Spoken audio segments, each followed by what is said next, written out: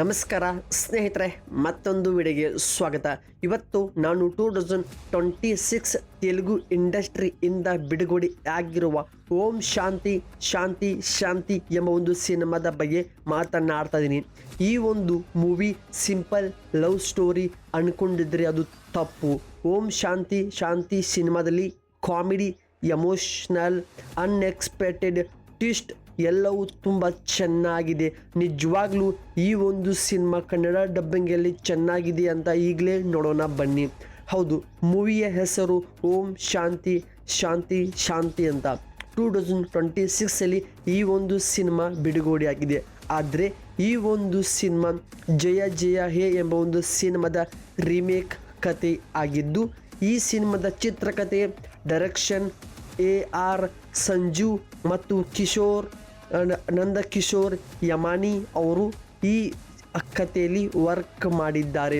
ಪ್ರಮುಖ ಪಾತ್ರಗಳು ಸೃಜನ್ ಯಾರಬೋಲ್, ಆದಿತ್ಯ ಪಿಟ್ಟೆ, ವಿವೇಕ್ ಕೃಷ್ಣಾನಿ ಅವರು ಈ ಸಿನಿಮಾದ ಪ್ರಮುಖ ನಿರ್ಮಾಪಕರಾಗಿದ್ದು, ಇದರಲ್ಲಿ ಕಾಣಿಸಿಕೊಳ್ಳುವಂಥ ಪ್ರಮುಖ ಪಾತ್ರಗಳು ತರುಣ್, ಭಾಸ್ಕರ್, ಈಶಾ ರೆಬ್ಬಾ ಅವರು ಇದರಲ್ಲಿ ತುಂಬ ಚೆನ್ನಾಗಿ ಇಲ್ಲಿ ಕಥೆಯಲ್ಲಿ ಲೀಡ್ ಮಾಡಿದ್ದಾರೆ.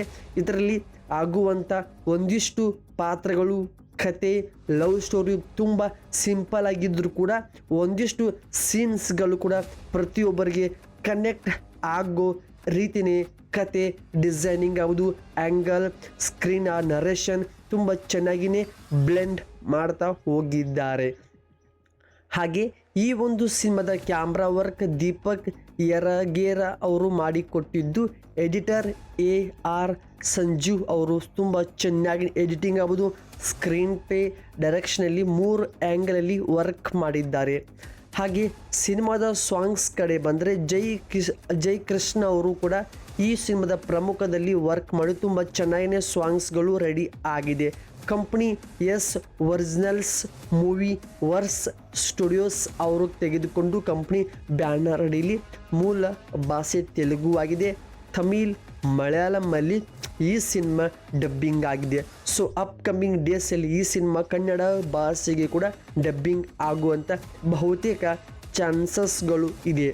ಹಾಗೆ ಟೈಮಿಂಗ್ 2 ಗಂಟೆ 10 ನಿಮಿಷಗಳ ಕಾಲ ಸಿನಿಮಾದ ಟೋಟಲ್ ಟೈಮಿಂಗ್ ಪಡೆದುಕೊಂಡು ಒಂದು good entertainment love story packaging ಸಿನಿಮಾವಾಗಿದೆ. ಸೊ ಅಪ್ಕಮಿಂಗ್ ಡೇಸಲ್ಲಿ ಕನ್ನಡ ಡಬ್ಬಿಂಗ್ ಆದಾಗ ನಾನು ಸಿನಿಮಾದ ಬಗ್ಗೆ ಮತ್ತೆ ನಿಮಗೆ ಅಪ್ಡೇಟ್ಸ್ ಮುಖಾಂತರ ತಿಳಿಸಿಕೊಡುತ್ತೇನೆ. So thank you so much. Complete ನೋಡಿದ್ದಕ್ಕೆ ಸಬ್ಸ್ಕ್ರೈಬ್ ಮಾಡಿಕೊಳ್ಳಿ, ಹಾಗೆ ಸಪೋರ್ಟ್ ಮಾಡಿ. ಮತ್ತೆ ಸಿಗೋಣ ಬೇರೆ ಒಂದು ಕಂಟೆಂಟ್ದೊಂದಿಗೆ.